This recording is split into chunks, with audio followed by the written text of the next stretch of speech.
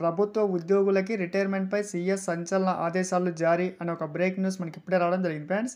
So, దానికి సంబంధించిన పూర్తి డీటెయిల్స్ మీకు చెప్పడానికి ఈ వీడియో అయితే చేస్తున్నాను. సో, వీడియో స్కిప్ చేయొద్దండి.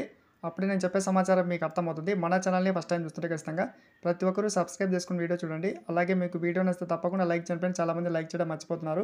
ప్రతి ఒక్కరు లైక్ చేస్తే ఇటువంటి ఇంపార్టెంట్ న్యూస్ మన ఎంప్లాయీస్‌కి, పెన్షనర్స్‌కి అందరికీ చేరుకుంటుంది. ఈ వీడియోకి 1000 లైక్స్ అయితే ఎక్స్‌పెక్ట్ చేస్తున్నా. మరి చూద్దాం ఎంతమంది లైక్ చేస్తారు. సో, లేట్ చేయకుండా టాపిక్‌లోకి అయితే వెళ్దాం. రిటైర్మెంట్ అని చెప్పి మెయిన్ టైటిల్ చూస్తుంటాం. సో, ఇప్పుడే ఒక సంచలన బ్రేకింగ్ న్యూస్ అయితే చూస్తున్నాం.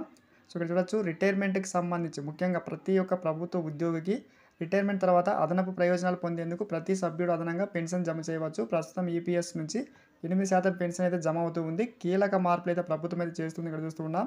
ఉద్యోగికి ముఖ్యంగా మనకి ఎక్కువ అమౌంట్ ఇచ్చేందుకైతే మనకి ఇక్కడ ప్రభుత్వం అయితే ఏర్పాట్లు చేస్తున్నట్లుగా మొత్తంగా ఇక్కడ ఈ మేరకు సీఎస్ నీరబ్ ప్రసాద్ కీలక సమావేశం నిర్వహించడమే జరిగింది. అదేవిధంగా ప్రభుత్వ ఉద్యోగులకి, పెన్షనర్స్‌కి ఈ బీమా ముఖ్యంగా తక్కువ ప్రీమియంతో మనకి బీమా చెల్లించేందుకు కూడా మనకి నిర్ణయం అయితే తీసుకోవడం అయితే జరిగింది.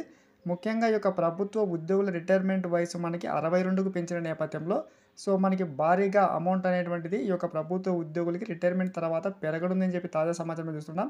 సో, ముఖ్యంగా మనకి ప్రభుత్వ ఉద్యోగులు, పెన్షనర్స్‌కి సంబంధించి మొత్తంగా 8,50 లక్షల మంది అయితే ఉన్నట్లు సమాచారం చూడొచ్చు. సబ్స్క్రైబ్ చేసుకోండి friends. Thanks for watching. Next at work.